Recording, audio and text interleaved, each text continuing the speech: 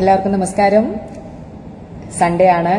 അപ്പോൾ ഇന്ന് ആക്ച്വലി 1-2 പരിപാടികളുണ്ട്. അപ്പം ഞാൻ അതിന് റെഡിയായിട്ട് നിൽക്കുകയായിരുന്നു. അപ്പോഴാണ് ഞാൻ എൻ്റെ കമന്റ് ബോക്സ്, മെസ്സഞ്ചറിലെ കമന്റ് ബോക്സ്, നിങ്ങൾ അയക്കുന്ന കമന്റുകൾ വായിച്ചത്, മെസ്സേജുകൾ വായിച്ചത്. അപ്പം അതിൽ കുറച്ച് പേര് എന്നോടൊരു കാര്യം ചോദിച്ചിട്ടുണ്ടായിരുന്നു. കഴിഞ്ഞ ദിവസമാണെന്ന് തോന്നുന്നു, ഒരു സിനിമാ നടൻ, അദ്ദേഹത്തിന് ക്യാൻസർ, കോളൻ ക്യാൻസർ, അതായത് നമ്മുടെ ഇതില് കോളൻ എന്ന് പറഞ്ഞു കഴിഞ്ഞാൽ അറിയാലോ, നമ്മുടെ കുടലിൽ ഉണ്ടാവുന്ന ക്യാൻസർ സംഭവിച്ചു. അപ്പൊ അതിന് കാരണമായിട്ട് അദ്ദേഹം പറഞ്ഞത്, അദ്ദേഹം ധാരാളം അൽഫാം കഴിച്ചത് കാരണമാണ് കോളൻ ക്യാൻസർ വന്നത് എന്നാണ്. അപ്പൊ കുറെ പേര്, കാരണം ഇപ്പൊ അൽഫാം ഒക്കെ കഴിക്കാത്തവര് വളരെ കുറവായിരിക്കും. അപ്പൊ നമുക്ക് പ്രിയപ്പെട്ട ഒരു ഭക്ഷണമാണ്. അപ്പോ ഇത് കഴിച്ചു കഴിഞ്ഞാൽ കോളൻ ക്യാൻസർ വരുമെന്ന് ചോദിച്ചിട്ട് കുറെ പേര് ഒരുമിച്ച് മെസ്സേജ് അയച്ചിട്ടുണ്ടായിരുന്നു. അപ്പൊ ഞാൻ വിചാരിച്ചു എന്തായാലും ശരി, ഇന്ന് രാവിലെ നമുക്ക് സൺഡേ അല്ലേ, അപ്പോ കോളൻ ക്യാൻസർ അൽഫാം കഴിച്ചാൽ വരുമോ എന്നുള്ളൊരു വിഷയം തന്നെ ചർച്ച ചെയ്യാന്ന് വിചാരിച്ചു. നമ്മുടെ ഈ പേജിൽ തന്നെ നമ്മൾ കുറച്ചു കാലം മുമ്പ് കോളൻ ക്യാൻസറിന്റെ റിസ്ക് ഫാക്ടേഴ്സ്, കുടലിൽ വരുന്ന ക്യാൻസറിന്റെ റിസ്ക് ഫാക്ടേഴ്സ്, എന്തൊക്കെ കാരണങ്ങൾ കൊണ്ടുവരാം, എന്തൊക്കെയാണ് അതിന്റെ ലക്ഷണങ്ങൾ, എന്തൊക്കെയാണ് അതിന്റെ ട്രീറ്റ്മെന്റ് എന്നൊക്കെ വളരെ വിശദമായിട്ട് നമ്മൾ പറഞ്ഞിട്ടുണ്ടായിരുന്നു. പക്ഷെ ഒരിക്കൽ കൂടി പറയുകയാണ്, നോക്കൂ, ഇന്ന ഭക്ഷണം കഴിച്ചതുകൊണ്ട് ഇന്ന ക്യാൻസർ വരും എന്ന് ഇതുവരെ എവിടെയും തെളിയിക്കപ്പെട്ടിട്ടില്ല. അതായത് ഇപ്പൊ ബിരിയാണി കഴിച്ചതുകൊണ്ട് ഇത് വരും, അൽഫാം കഴിച്ചതുകൊണ്ട് വരും, മന്തി കഴിച്ചുകൊണ്ട് ഇന്നത് വരും, അങ്ങനെയല്ല. അപ്പോൾ അൽഫാം എന്ന് പറയുന്ന ഒരു ഭക്ഷണ പദാർത്ഥത്തെ മാത്രമായിട്ട് അങ്ങനെ കുറ്റപ്പെടുത്തിയിട്ട് കാര്യമില്ല. അതിന്റെ അർത്ഥം അൽഫാം നല്ലതാണ്, അല്ലെങ്കിൽ നിരന്തരമായിട്ട് അൽഫാം കഴിക്കുന്നത് നല്ലതാണ് എന്നല്ല. പക്ഷെ അങ്ങനെ ഒരു ഭക്ഷണ പദാർത്ഥത്തെ മാത്രമായിട്ട് നമുക്ക് കുറ്റപ്പെടുത്താൻ സാധിക്കില്ല. അപ്പോ എന്തൊക്കെയാണ് കോളൻ ക്യാൻസർ അഥവാ കുടലിലെ ക്യാൻസർ വരാനുള്ള പ്രധാനപ്പെട്ട കാരണങ്ങൾ? ഏറ്റവും പ്രധാനപ്പെട്ട കാരണം എന്ന് പറയുന്നത് ജനറ്റിക് ആണ്. അതായത് നമുക്ക് ജനിതകമായിട്ട് ചില മ്യൂട്ടേഷൻസും കാര്യങ്ങളൊക്കെ, ഇപ്പൊ നമ്മുടെ കുടുംബത്തില് കോളൻ ക്യാൻസർ ഉള്ള ആളുകളുണ്ടെങ്കിൽ, അതുപോലെ തന്നെ പല പല ക്യാൻസറുകളും, ഇപ്പോൾ ബ്രസ്റ്റ് ക്യാൻസർ, അങ്ങനെ പല ക്യാൻസറിനും നല്ല രീതിയിൽ ജനറ്റിക് ആയിട്ടുള്ള അല്ലെങ്കിൽ കുടുംബ പാരമ്പര്യം വലിയ ഒരു ഫാക്ടറായിട്ട് ഇന്ന് എല്ലാ പഠനങ്ങളും തെളിയിക്കുന്നുണ്ട്. അപ്പോൾ ചില പ്രത്യേക മ്യൂട്ടേഷൻസ് ഒക്കെ നമ്മുടെ കുടുംബത്തിൽ ഉണ്ടെങ്കിൽ അപ്പോൾ നിങ്ങൾക്കും അത് വരാനുള്ള സാധ്യത വളരെ കൂടുതലാണ്.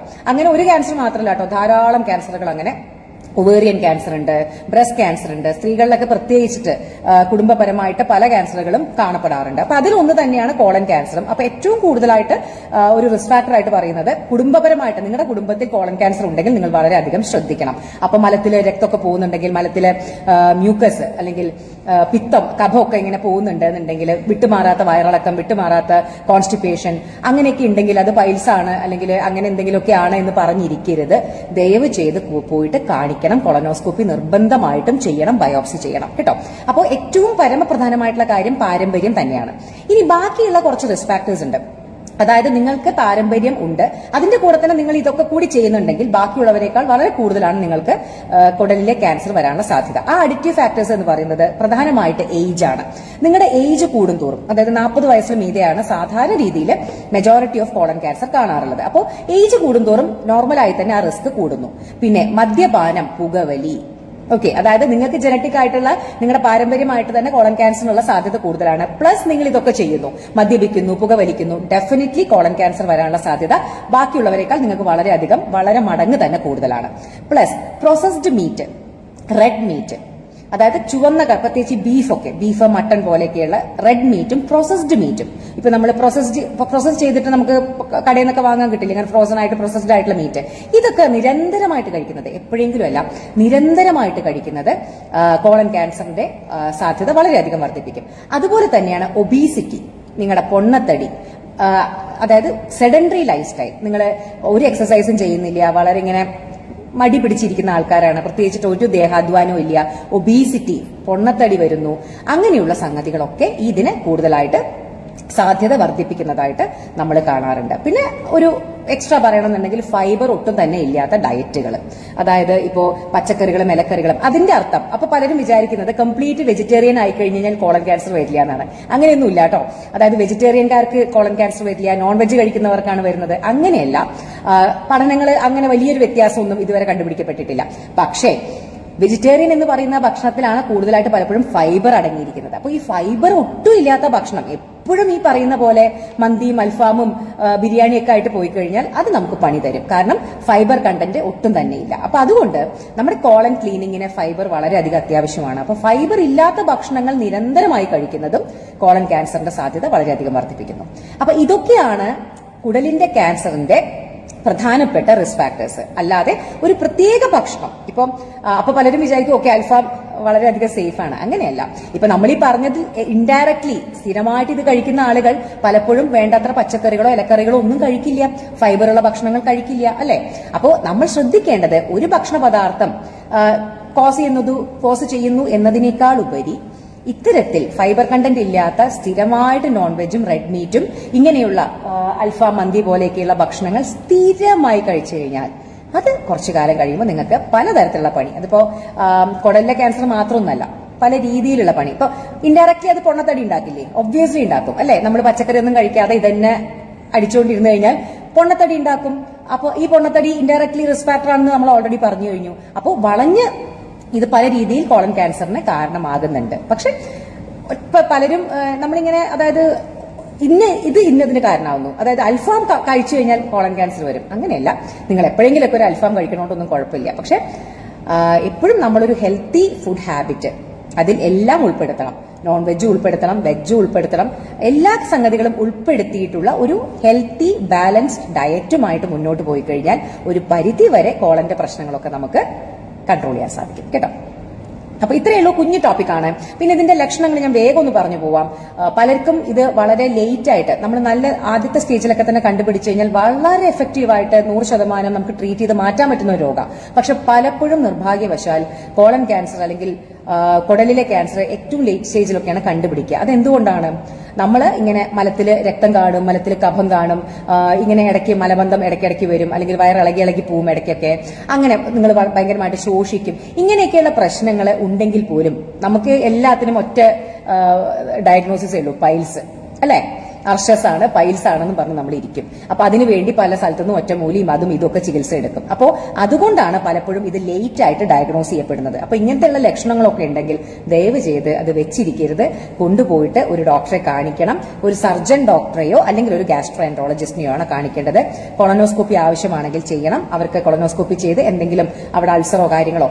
പിന്നെ ഒരു കാര്യം കൂടി റിസ്ക് ഫാക്ടർ ആയിട്ട് പറയുന്നത് ഞാൻ മറന്നുപോയി. കുറേ കാലമായിട്ടുള്ള അൾസേഴ്സ് അല്ലെങ്കിൽ അൾസേഴ്സ് പറഞ്ഞു കഴിഞ്ഞാൽ കൊളൈറ്റിസ് എന്ന് പറയും. ഇപ്പം അങ്ങനെ പല ക്രോൺസ് ഡിസീസ് അങ്ങനെയൊക്കെയുള്ള അൾസറേറ്റീവ് കൊളൈറ്റിസ് ഒക്കെ പറയുന്ന ചില ഇൻഫ്ലമേറ്ററി കണ്ടീഷൻസ് ഉണ്ട് ബവലിന്റെ.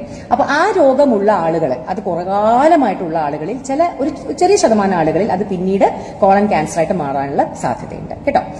അപ്പൊ ഇത്രയൊക്കെയാണ്. അപ്പോ ലക്ഷണങ്ങൾ ഞാൻ പറഞ്ഞു. ട്രീറ്റ്മെന്റ് അല്ലെങ്കിൽ ബയോപ്സിയാണ് അതിന്റെ കൺഫർമേറ്ററി ആയിട്ടുള്ള ട്രീറ്റ്മെന്റ്. അപ്പൊ അത് ഏത് ടൈപ്പാണ്, എന്ത് സ്റ്റേജ് ആണെന്നൊക്കെ അറിഞ്ഞു കഴിഞ്ഞാൽ അതിന്റെ ട്രീറ്റ്മെന്റ് നമുക്ക് എടുക്കാവുന്നതാണ് കേട്ടോ.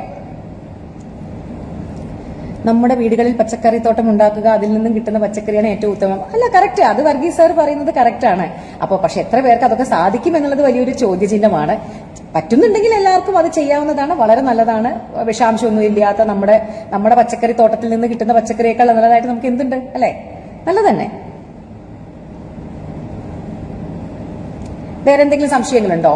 കോളൻ ക്യാൻസർ അഥവാ കുടലിലെ ക്യാൻസറിനെ പറ്റി എന്തെങ്കിലും ഇനി സംശയങ്ങൾ ഉണ്ടെങ്കിൽ ചോദിച്ചോളൂ. ചെറിയൊരു ടോപ്പിക്കാണ്. ഞാൻ ഇങ്ങനെ ഒരു വാർത്ത കണ്ടതുകൊണ്ടും കുറെ പേര് അത് ചോദിച്ചതുകൊണ്ടും പറഞ്ഞതാണ് കേട്ടോ. ഇപ്പൊ ആ ഒരു കാര്യം ക്ലീൻ ആയല്ലോ, അല്ലെ? അൽഫാം ക്യാൻസർ ഉണ്ടാക്കൂ എന്നുള്ള ക്വസ്റ്റ്യനുള്ള ആൻസർ ആയല്ലോ. യെസ്. എന്തെങ്കിലും സംശയങ്ങളുണ്ടോ ഇനി? ഞാൻ മുകളിലേക്കൊക്കെ ഒന്ന് നോക്കട്ടെ.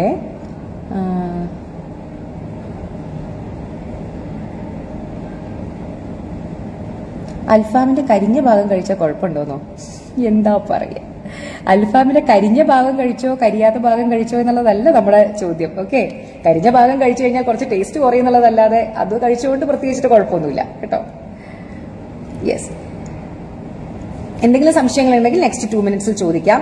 നമ്മുടെ ഇന്നത്തെ വിഷയം എന്ന് പറയുന്നത് കോളൻ ക്യാൻസർ ആണ്. അതായത് കുടലിലെ ക്യാൻസർ. അൽഫാം കോളൻ ക്യാൻസർ ഉണ്ടാക്കി എന്ന് റീസെന്റ് ഒരു നടൻ, സുധീർ എന്ന് പറയുന്ന ഒരു നടനാണ് പറഞ്ഞത്. അദ്ദേഹം ക്യാൻസറിനൊക്കെ അതിന്റെ ട്രീറ്റ്മെന്റ് ഒക്കെ കഴിഞ്ഞു വന്ന ഒരാളാണ്. പക്ഷെ മേ ബി പലപ്പോഴും എന്താ സംഭവിക്കാന്ന് വെച്ച് കഴിഞ്ഞാൽ അവരൊക്കെ ഇങ്ങനെ ചിന്തിക്കുമ്പോഴേ അവർ പിന്നെ എന്തുകൊണ്ട് ഇത് വന്നു എന്നുള്ളത് എപ്പോഴും ഒരു ക്വസ്റ്റ്യൻ ആണല്ലോ. പലരും ചിന്തിക്കും, അല്ലെ, എന്തുകൊണ്ട് നമുക്കിത് വന്നു. അപ്പൊ അവർക്ക് തോന്നുന്ന ചില കാര്യങ്ങളായിരിക്കാം.